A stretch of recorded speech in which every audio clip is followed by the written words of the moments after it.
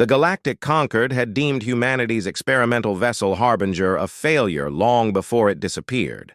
Captain Varric Caldwell and his crew of 87 volunteers had piloted the massive research vessel into the Carina Nebula to test the revolutionary quantum displacement drive. That was 20 years ago. Admiral Lysithea Rourke stood on the observation deck of the Concord Station Eternal Vigil, her weathered face reflecting in the reinforced glass as she stared into the void. She had been Caldwell's mentor and the mission's strongest advocate before the Concord Parliament. The political fallout had nearly destroyed her career, but nothing hurt worse than the loss of the crew. Admiral, her aide, Lieutenant Orrin Nix, approached with a datapad. "The anomaly readings are spiking again." "More ghost signals?" Rourke asked without turning. "No, ma'am. This is different. Massive energy signature. Coordinates match the Harbinger's last known position." Rourke's heart stuttered. 20 years of waiting, of hope slowly eroding to acceptance. "Alert the fleet. I want every available sensor focused on that sector." The Concord's deep space probes were already transmitting data when the first images arrived. A collective gasp echoed through the command center as the holographic display materialized. "That can't be the Harbinger," Lieutenant Nix whispered. The vessel that emerged from the nebula bore only passing resemblance to the missing research ship.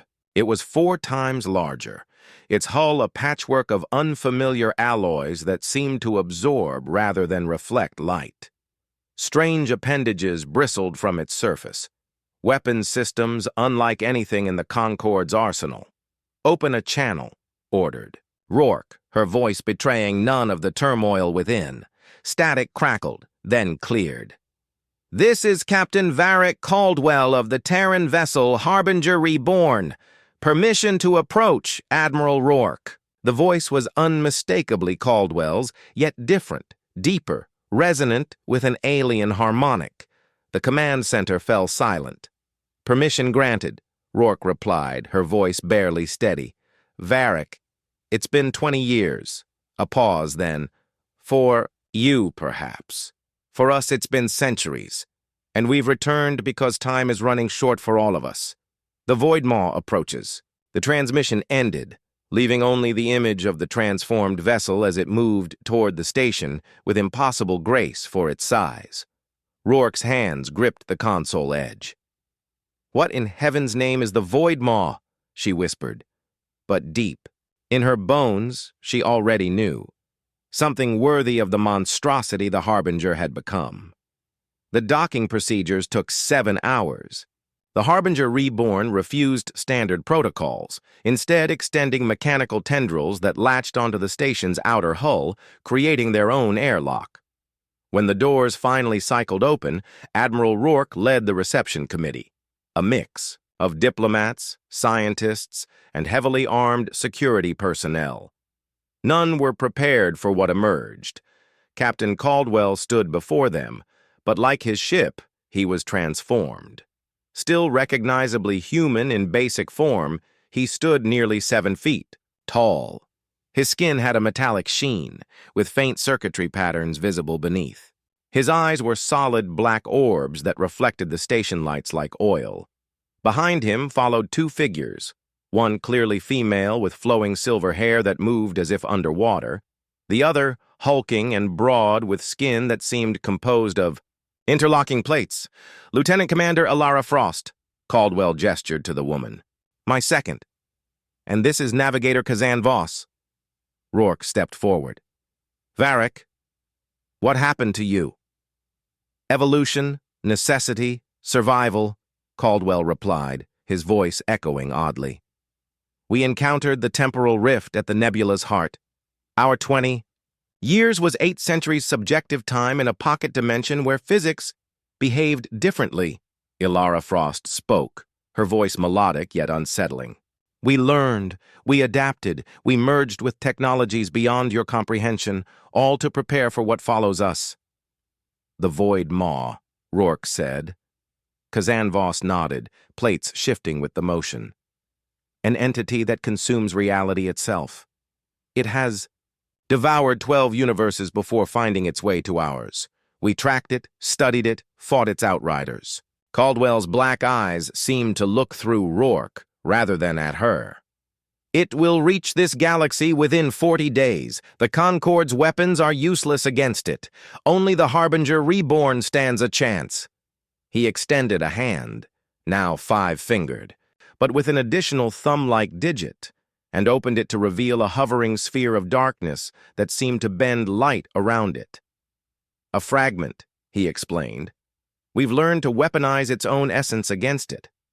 Rourke fought the urge to step back. The conquered Parliament will need convincing. They'll want proof. There's no time for politics, Alara interrupted, her hair rippling with agitation. We need resources, not permission. Kazan's voice rumbled like distant thunder. Your scientists can examine our data while we retrofit this station. It will serve as our forward base. Caldwell closed his hand, the darkness vanishing. We're not asking, Lysithea. Humanity sent us out as explorers. We've returned as saviors, whether you want us or not. The Concord Parliament's emergency session dissolved into chaos when the Harbinger's surveillance footage was shown. The Void. Maw defied comprehension, a living darkness that unraveled matter at its edges, growing as it consumed. They watched recordings of entire star systems collapsing into its maw in accelerated time. "This is fabricated!" shouted Delegate Quintaz of Proxima Centauri. "A ploy to seize control of our military assets!" Ilara Frost stood motionless at the center of the chamber, her silver hair writhing like agitated serpents. Your skepticism is irrelevant. We've already begun converting your outer defense platforms. Outrage erupted, but Admiral Rourke stepped forward. I've authorized the transfers under Emergency Protocol Omega. That's treason, Quintaz spluttered. That's survival, Rourke countered. I've seen their evidence. My science teams confirm it's authentic. Meanwhile, aboard the Harbinger Reborn, Captain Caldwell supervised the integration of conquered technology with their own. Navigator Kazan directed swarms of spider-like drones that disassembled defense satellites and reconstructed them with alien components. Dr. Meridian Solace, the Concord's leading physicist, watched in horrified fascination. This violates at least 7 fundamental laws of physics. Physics is more suggestion than law where we've been, Caldwell replied without looking up from his work. The universe is vaster and stranger than humanity ever imagined. Solace studied Caldwell's altered form. And these changes to yourselves? They were voluntary? Necessary, he corrected. Human bodies couldn't survive where we went. Human minds couldn't process what we saw. We evolved or died. His black eyes fixed on her. If we succeed, we'll offer the same to any who wish it. The next stage of human potential. Across the solar system, the original crew of the Harbinger, all transformed in different ways, coordinated the defense preparations. Commander Zephyr, Quinn, once the ship's communications officer, now existed as a consciousness distributed through the communications grid, his voice emerging from speakers throughout the fleet. The outer planets will fall first, his disembodied voice informed the War Council. We must evacuate Neptune's mining stations immediately. Admiral Rourke frowned. That's 3 million people. We don't have enough transport capacity. We do now, Ilara said, as massive sections of the Harbinger Reborn detached, transforming into sleek evacuation craft. The ship was sacrificing parts of itself, becoming smaller, leaner, more weaponized, like a body shedding unnecessary mass before battle. As the evacuations began, the first tendrils of the Void Maw appeared at the system's edge, reality itself seeming to fray around its approach. Neptune collapsed first, not with an explosion, but an implosion, its massive form shriveling into nothingness as the Void Maw's outer tendrils touched it. Uranus followed hours later, and then Saturn's rings began unraveling like thread pulled from a garment. The evacuations continued as the Harbinger Reborn, now accompanied by a fleet of retrofitted Concorde vessels, positioned itself between the approaching doom and the inner planets. All converted ships form the Aegis pattern, Captain Caldwell. Commanded from the bridge, his body now interfaced directly with his vessel's systems. Cybernetic conduits extended from his spine into the command chair, making him and the ship functionally one entity. Alara Frost stood at the weapons console, her silver hair now fully transformed into writhing tendrils that connected to multiple control surfaces simultaneously. Dark matter cannons charged, reality anchors at maximum. From Earth, billions watched in terror as the battle unfolded. The Void Maw became visible even to the naked eye, a hole in space itself, rimmed with what looked like lightning made of pure darkness. The first assault came not from the Harbinger, but from the Maw. Whisper-thin tentacles of anti-reality lashed out, slicing through 3 Concorde vessels. They didn't explode.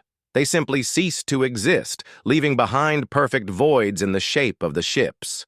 "Now!" Caldwell roared. The Harbinger Reborn fired its primary weapon, a beam of concentrated existence, the antithesis of the Void Maw's nature. Where they met, space itself shrieked, a sound that penetrated even the vacuum, transmitted through reality itself rather than air.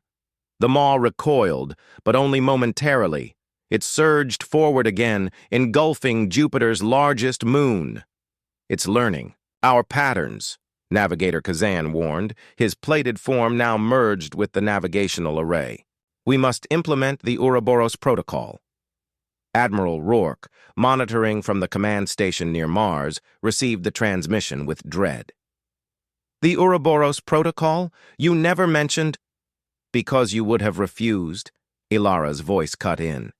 "It requires a human consciousness as catalyst."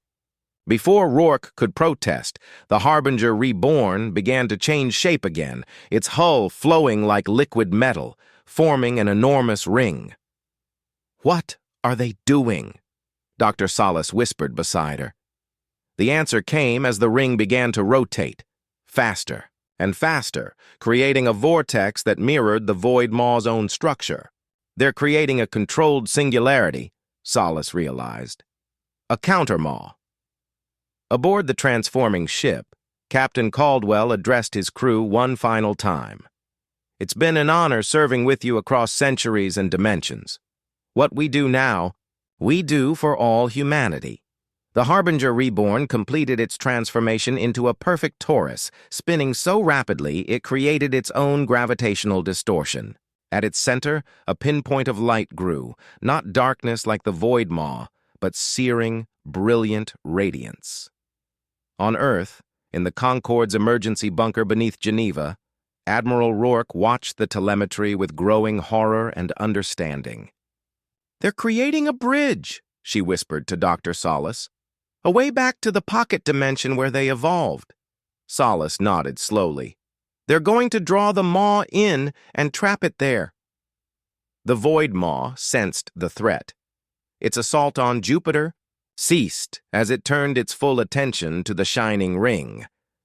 Dark tendrils lashed out, but now they seemed attracted to the Harbinger's light rather than striking at it. "The trap is baited," Ilara's voice came through, distorted and fading. "The dimensional barrier is thinning." "Varric!" Rourke called over the command channel. "There must be another way." Caldwell's voice, now barely recognizable as human, replied, "This was always the plan, Lysithea. Why we returned. The Maw cannot be destroyed, only contained, and only we can contain it." The Harbinger's ring contracted, the light at its center intensifying until monitoring systems began to fail from the radiation. The Void Maw surged forward, drawn inexorably toward the competing singularity. Navigator Kazan's final transmission came through in fragments. "Tell humanity what we learned. Beyond the veil, consciousness is the only true reality." The Void Maw and the Harbinger Reborn collided in a cataclysm of light and darkness. For one terrible moment, it seemed as if the maw would prevail, its darkness expanding to engulf the shining ring.